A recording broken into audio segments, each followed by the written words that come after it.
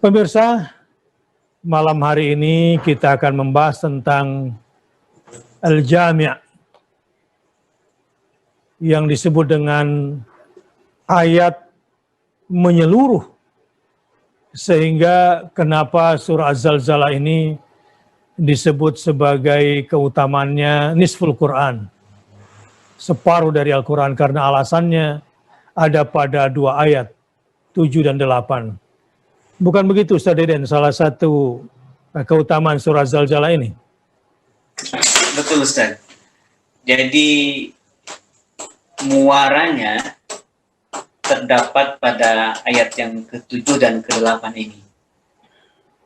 Sebenarnya kita mentadaburi satu ayat saja dan kita amalkan secara tuntas satu ayat saja, maka sebenarnya sudah mengamalkan setidaknya separuh Al-Quran. Mengamalkan satu ayat ini, itu sudah mengamalkan separuh Al-Quran. Ini luar biasa. Baik, karenanya mari para pemirsa, sahabat-sahabat yang berbahagia, kita sungguh-sungguh dan jangan lewatkan kesempatan yang berbahagia ini. Oke, seperti biasa, kita akan memulai dari Ustaz Deden yang membacakan sekaligus mengomentari seputar ayat atau qiraat terkait ayat ke-7 surah Az-Zalzalah ini.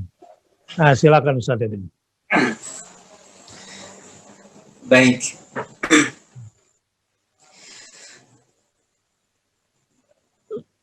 A'udzu billahi minasy syaithanir rajim. Bismillahirrahmanirrahim. Faman ya'mal mithqala dzarratin khairan yarah. Shadaqallahul azim. Dari ayat ini ada beberapa hukum nun mati dan tanwin. Ada satu nun mati yaitu man. Kemudian ada 2 tanwin. Pertama zarratin, yang kedua khairan. Tanwin pada huruf ra, pada kata khairan. Nun mati pada kata man ini masuk ke dalam idgham bi gunnah atau ma'a gunnah, sama dengan hukum tanwin yang terdapat pada ayat yang ke-6, yauma idzi yasdurun nas. Di situ ada gunnahnya, yauma idzi yasdurun nas, ya, ditahan, dimasukkan suara ke hidung ketika memasukkan tanwin ke dalam iya, tahan di dalam hidung suara itu selama 2 harokat, panjangnya 2 harokat. Di sini nun mati juga bertemu dengan ya, sama. Faman ya'mal, faman ya'mal. Nah, jadi tidak perlu diulang lagi tentang idgham musamahanya yang pada sebelumnya itu tanwin, yang sekarang nun mati. Ada satu di sini yang perlu saya tanbih, huruf lam yang sukun di sini. Biasanya di antara kita kalau tidak teliti maka huruf lam yang sukun ini bisa mantul seakan-akan huruf qalqalah. Kayak begini. Faman ya'mal gitu ya. Bahkan huruf ainnya juga itu biasanya mantul.